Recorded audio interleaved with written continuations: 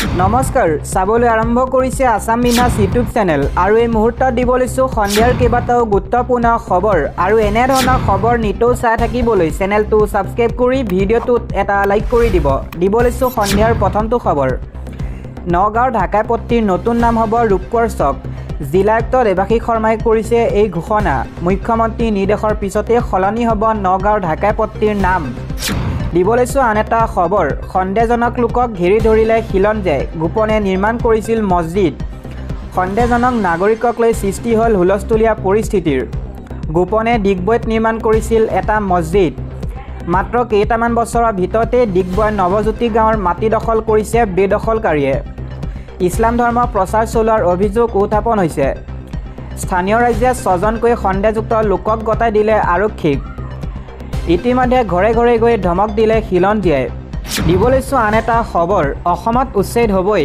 মোক ভয় খুৱাই লাভ নাই এই মন্তব্য কৰিছে ৰাজ্যৰ মুখ্যমন্ত্ৰী হিমন্ত বিশ্ব শৰ্মাই তেওঁ মন্তব্য কৰি কয় যে মুছলমান বুলি মই ক'তো কেতিয়াও উল্লেখ কৰা নাই দেখি জলহা গৰি আদিক আমি কোনো কাৰণতে উচ্ছেদ নকৰোঁ আনকি মাটি অধিকাৰহে প্ৰদান কৰা হ'ব এইসকল উচ্ছেদিতক কোনোবা গৰিয়াক যদি উচ্ছেদ কৰা হৈছে মোক জনালে মই ব্যৱস্থা ল'ম অসমৰ মাটি সন্দেহযুক্ত বিদেশীৰ দখলত থাকিব নোৱাৰে উৰিয়ামঘাটৰ 10,000 অবৈধ বেদখলকাৰীয়ে ভোট দিয়া হ'লে কি হ'লহেঁতেন 10,000 অবৈধ বেদখলকাৰী ভোটে খিলঞ্জীয়া ৰায়দান শেষ কৰিলেহেঁতেন সন্দেহযুক্ত লোকে ভোট দিয়া হয় খিলঞ্জীয়া ৰাইজে নিজৰ অধিকাৰ হেৰুৱালেহেঁতেন ইয়াৰ লগতে গৌৰৱ গগৈকো উভতি ধৰিলে মুখ্যমন্ত্ৰী হিমন্ত বিশ্ব শৰ্মাই ন অসমীয়াক গৌৰৱ গগৈয়ে নিজৰ ঘৰতে ভালদৰে ৰাখক অসমীয়াৰ কাৰণে স্থান নাই ন অসমীয়াৰ কাৰণে ক'ত স্থান থাকিব ন অসমীয়াখিনিক গৌৰৱ গগৈয়ে ৰাহুল গান্ধীৰ ঘৰলৈ পঠিয়াই দিয়ক অখিল গগৈ গৌৰৱ গগৈৰ দৃষ্টিভংগী সদায় বেলেগ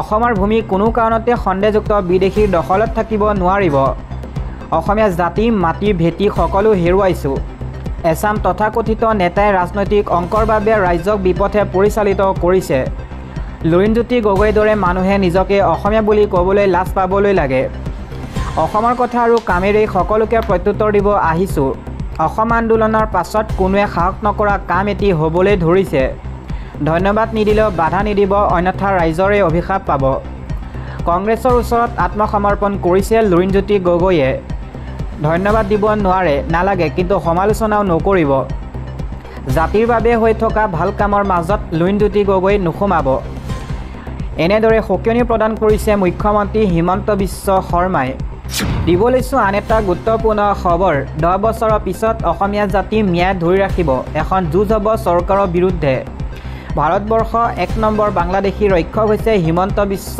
শৰ্মা ধৰ্মীয় সংখ্যালঘু মুছলমানক টাৰ্গেট কৰি লৈছে হিমন্ত বিশ্ব শৰ্মাই অসমীয়া জাতি ভাঙিব বিচাৰিছে হিমন্ত চৰকাৰে 10 বছৰ পাছত অসমীয়া জাতিটোক ন্যায়হে ধৰি ৰাখিব মুখ্যমন্ত্ৰী হিমন্ত বিশ্ব শৰ্মাক কেতিয়াও ৰাতি শান্তিক শুব নোৱাৰে মানুহৰ মুখৰ ভাত কাঢ়ি লৈছে হিমন্ত চৰকাৰে 1971 পিছত যদি কোনো মানুহ আহিছে আমি নিজেই বাংলাদেশলৈ পঠিয়াই দিম যিদিনাখন মুছলমানৰ ভাগ্য পৰিৱৰ্তন হ'ব মুখ্যমন্ত্ৰীৰ দৰে 50টা আহিলেও একো কৰিব নোৱাৰে হিমন্ত বিশ্ব শৰ্মা চিৰজীৱন মুখ্যমন্ত্ৰী হৈ নাথাকে মনত ৰাখক এখন যুঁজ হ'ব চৰকাৰৰ বিৰুদ্ধে সুপ্ৰিম কোৰ্টলৈ যোৱা হ'ব এইদৰে হুংকাৰ প্ৰদান কৰিছে আমছুৰ সভাপতি ৰেজাউল কৰিম সৰকাৰে দিব লৈছো আন এটা ৰাজনৈতিক প্ৰেক্ষাপটৰ খবৰ ভোট চুৰি ৰাহুল গান্ধীয়ে প্ৰমাণসহ দাঙি ধৰা ভয়ংকৰ অভিযোগটো বিৰোধী দলৰ নেতা ৰাহুল গান্ধীয়ে তথ্য প্ৰমাণ দি নিৰ্বাচন আয়োগে কেনেকৈ বিজেপিৰ হৈ ভোট চুৰি কৰিছে প্ৰমাণ কৰি দেখুৱালে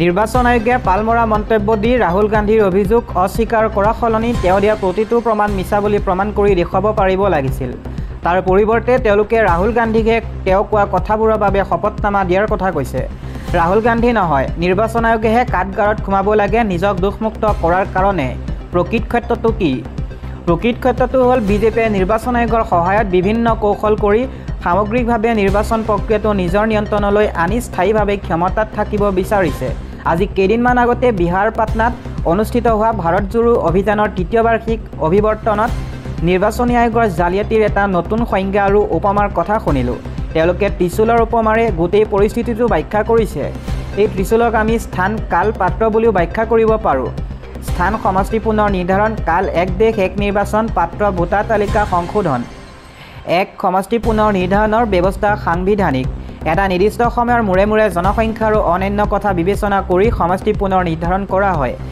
কিন্তু তাৰ উদ্দেশ্য কেতিয়াও এটা ৰাজনৈতিক দলক সুবিধা কৰি দিয়াটো নহয়। এতিয়া নিৰ্বাচন আয়োগৰ যোগেদি বিজেপিয়ে কি কৰিছে জনসংখ্যাৰ কথাটোৰ লগত উত্তৰ আৰু দক্ষিণ ভাৰতৰ কথাটো কেনেকৈ জড়িত আছে চাওক। দক্ষিণ ভাৰতৰ ৰাজ্যসমূহে শিক্ষা দীক্ষাত আগবঢ়া বাবেই তেওঁলোকৰ মাজত জনসংখ্যা কম আৰু তেওঁলোকৰ উত্তৰ ভাৰতৰ ৰাজ্যসমূহতকৈ উন্নত আগবঢ়া, তেওঁলোকে উপাৰ্জনো বেছি। ভাৰতৰ মুঠ ঘৰুৱা উপাৰ্জনত তেওঁলোকৰ অৱদান উত্তৰ ভাৰতৰ ৰাজ্যসমূহতকৈ বেছি। এতিয়া কেৱল জনসংখ্যাৰ মাপকাঠিৰ বাবে যদি দক্ষিণ ভাৰতৰ ৰাজ্যসমূহৰ লোকসভাৰ সদস্য সংখ্যা কম কৰি দিয়া হয় আৰু উত্তৰ ভাৰতত জনসংখ্যা বৃদ্ধিৰ হাৰ বেছি কাৰণে লোকসভাত উত্তৰ ভাৰতৰ ৰাজ্যসমূহৰ আসনৰ সংখ্যা বেছি কৰা হয়, তেন্তে দেশৰ নীতি নিৰ্ধাৰণত দক্ষিণ ভাৰতৰ ৰাজ্যসমূহৰ অধিকাৰ সংকুচিত কৰা নহ'বনে? তাৰ মানে সম্পদ সৃষ্টিৰ দায়িত্ব দক্ষিণৰ কিন্তু তাৰ বিতৰণৰ অধিকাৰ উত্তৰ। এইটো কেনে কথা হ'ল? ই ঔপনিৱেশিক শোষণ নহ'লনে? এতিয়া দলীয় দৃষ্টিভংগীৰে কথাটো চাওক। বিজেপি মূলত শক্তিশালী উত্তৰ ভাৰতৰ ৰাজ্যসমূহত, দক্ষিণ ভাৰত সম্প্ৰতি বিজেপি শূন্যই। দক্ষিণ ভাৰতৰ ৰাজ্যসমূহৰ আসনৰ সংখ্যা কমালে দেশকৈ বিজেপিক অধিক শক্তিশালী কৰা নহ'বনে? সমষ্টি পুনৰ নিৰ্ধাৰণৰ আন ৰহস্যটো কি? হিন্দুত্বৰ মাতব্বীৰতাৰ বাবে বিজেপি ধৰ্মীয় সংখ্যালঘু আৰু পিছপৰা সম্প্ৰদায়ৰ মাজত জনপ্ৰিয় নহয়। গতিকে ধৰ্মীয় সংখ্যালঘু আৰু অল্পসংখ্যকসকলৰ ভোট অকামিলা কৰিবলৈ সেই লোকৰ প্ৰাধান্য থকা সমষ্টিবোৰ এনেদৰে পুনৰ নিৰ্ধাৰণ কৰিব লাগিব যাতে তেওঁলোকে বিজেপি জয় পৰাজয়ত কোনো প্ৰভাৱ পেলাব নোৱাৰে। অসম তাৰ উত্তম উদাহৰণ। 2 নম্বৰ, এতিয়া আহিল ভোটাৰ তালিকা সংশোধনৰ প্ৰশ্নটো। সমগ্ৰ বিশ্বত ভোটাৰ তালিকাত নাম উঠা প্ৰক্ৰিয়া দুটা, এটা হ'ল নিৰ্বাচন আয়োগৰ মানুহৰ ঘৰে ঘৰে গৈ উপযুক্ত বয়সৰ মানুহৰ নাম ভোটাৰ তালিকাত ভৰোৱাটো আৰু আনটো হ'ল এজন ব্যক্তিয়ে নিজকে উপযুক্ত ভোটাৰ বুলি দাবী কৰি নিজৰ নাম ভোটাৰ তালিকাত সোমোৱাৰ বাবে নিৰ্বাচন আয়োগক আবেদন কৰাটো, য'ত ভোটাৰ পঞ্জীয়ন কৰাৰ দায়িত্ব চৰকাৰৰ। সেইবোৰ দেশত প্ৰায় 99% লোক ভোটাৰ যেন ভাৰত, য'ত নিজে নিজৰ নাম ভোটাৰ তালিকাত সোমোৱাৰ কাৰণে আবেদন কৰিব লাগে, তাত এই প্ৰমাণ মাত্ৰ 64%, যেনে আমেৰিকা। বিহাৰৰ স্পেচিয়েল ইণ্টেনচিভ ৰিভিজন চমুকৈ SIR অৰ্থ কি? ইয়াৰ অৰ্থ হ'ল ভোটাৰ তালিকাৰ বিশেষ সংশোধনী। কেনেকৈ এই সংশোধন কৰা হ'ব? এজন ব্যক্তিয়ে কেইটামান নথি আৰু প্ৰমাণৰ ভিত্তিত নিজকে ভোটাৰ বুলি প্ৰমাণ কৰিব পাৰিব লাগিব। সেইবোৰ নথিপত্ৰ কি? সেই নথিবোৰ কি? পাছপোৰ্ট, জন্মৰ পঞ্জীয়ন, মেট্ৰিকৰ চাৰ্টিফিকেট বা চৰকাৰে দিয়া পৰিচয় পত্ৰ। গাঁৱত থকা দুখীয়া কেইজনমান মানুহৰ এই নথি আছে। পাছপোৰ্ট থকাৰ কথা বাদ দিয়ক, গাঁৱৰ মানুহে পাছপোৰ্ট খায়নে পিন্ধে তাকেই নাজানে। জন্মৰ পঞ্জীয়ন নতুন বস্তু। মোৰ নিজৰে জন্মৰ পঞ্জীয়ন নাই, মানে আগৰ মানুহৰ প্ৰায় কাৰোৰে জন্মৰ পঞ্জীয়ন নাই। হাইস্কুল পাছ কৰা চাৰ্টিফিকেট বহুতৰে আছে, বহুতৰে নাই। আৰু চৰকাৰে দিয়া পৰিচয় পত্ৰ, চৰকাৰী চাকৰি কৰিলেহে চৰকাৰে পৰিচয় পত্ৰ দিব। আজিকালি কিমান মানুহে চৰকাৰী চাকৰি পায়? বিহাৰৰ কথা মনত পেলাওক। বিহাৰৰ মানুহৰ অৰ্থনৈতিকভাৱে আৰু শিক্ষা দীক্ষাত কিমান পিছপৰা। তাত বিশেষকৈ নিম্ন জাতৰ, দলিত, গৰীব আৰু ধৰ্মীয় সংখ্যালঘুসকলৰ প্ৰায়ভাগ মানুহৰ হাততে এই নথিবোৰ থকাৰ প্ৰশ্নই নুঠে। গতিকে এইবোৰ নথি বিচাৰি তেওঁলোকক হাতে নামাৰি মৰাৰ ব্যৱস্থা মানে ভোটাধিকাৰ পৰা বঞ্চিত কৰা ষড়যন্ত্ৰ নহয়নে? সেইকাৰণেই এতিয়া বিহাৰত 65 লাখ মানুহৰ নাম ভোটাৰ তালিকাৰ বাহিৰত। ইয়াৰ উদ্দেশ্য কি? এই নিম্নবৰ্গ আৰু গৰীবসকলৰ সৰহ সংখ্যক ভোট দিয়ে RJD, কংগ্ৰেছী, বামপন্থীসকলক। গতিকে বিভিন্ন কায়দা কৌশল কৰি তেওঁলোকক যদি ভোট দিয়াৰ পৰাই বঞ্চিত কৰা যায়, বিজেপি জনতা দলৰ যুক্ত মৰ্চা আপুনি নিৰ্বাচনত জিকিব। সেইকাৰণে RJDয়ে নিৰ্বাচন বৰ্জনৰ হুংকাৰ দিছিল। তাৰপিছত আহিল 3 নম্বৰ কাল, মানে এক দেশ এক নিৰ্বাচন। ভাৰতবৰ্ষ এখন বিচিত্ৰ দেশ। ভৌগোলিক, সাংস্কৃতিক, অৰ্থনৈতিক ৰাজ্যভেদে আমাৰ কিমান যে ভিন্নতা। তাত সকলো নিৰ্বাচন একেলগে পতাটো সম্ভৱনে বা তাৰ কিবা প্ৰয়োজন আছেনে? আৰু লোকসভা নিৰ্বাচনৰ ইছ্যু বেলেগ হ'ব পাৰে, বিভিন্ন ৰাজ্যত বিধানসভাৰ ইছ্যু বেলেগ হ'ব পাৰে, নিগম নিকায়ৰ সমস্যাও ঠাই ভেদে বেলেগ বেলেগ হোৱাটো তেনেই স্বাভাৱিক। গতিকে সকলোকে জপিয়াই একে সময়তে নিৰ্বাচন পতাৰ অৰ্থ কি? বিজেপিয়ে কি কাৰণে একেলগে সকলো নিৰ্বাচন পাতিব বিচাৰিছে?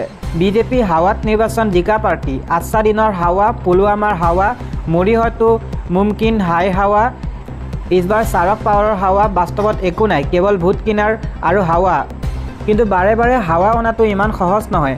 5 বছৰত যিকোনো প্ৰকাৰে এটা হাৱা আনিব পাৰি। গতিকে সকলোতে তেওঁলোকে একেলগে নিৰ্বাচন বিচাৰে, মানে ভোটাৰে বাছ বিচাৰ কৰি ভাবি চিন্তি ভোট দিয়াটো তেওঁলোকে নিবিচাৰে। কিবা এটা হুজুগত ভোট দিয়াটোহে তেওঁলোকে বিচাৰে সেইকাৰণে একে সময়তে সকলো নিৰ্বাচন পাতিব বিচাৰে সেয়ে আইন একো উপায় নাপায় তেওঁলোকে নিৰ্বাচন আয়োগক খাৰঠি কৰি লৈছে যাতে নিৰ্বাচন আয়োগৰ সহায়ত তেওঁলোকে বাৰে প্ৰতি নিৰ্বাচন জিকি থাকিব পাৰে সেই কাৰণেই নিৰ্বাচন আয়োগ নিযুক্তি দিয়া ক্ষমতাও বিজেপি চৰকাৰে নিজৰ হাতলৈ নিছে ৰাহুল গান্ধীয়ে নিৰ্বাচন আয়োগৰ বিৰুদ্ধে অনা অভিযোগবোৰৰ বিষয়ে উচ্চতম ন্যায়ালয়ে নিৰ্বাচন আয়োগক জবাবদিহি কৰা উচিত কিন্তু উচ্চতম ন্যায়ালয়ে যদি একো নকৰে ৰাজ্যৰ কাৰণে একমাত্ৰ বিকল্প হ'ব ৰাজপথৰ আন্দোলন এতিয়া এছআই আহি অসমো পালেহি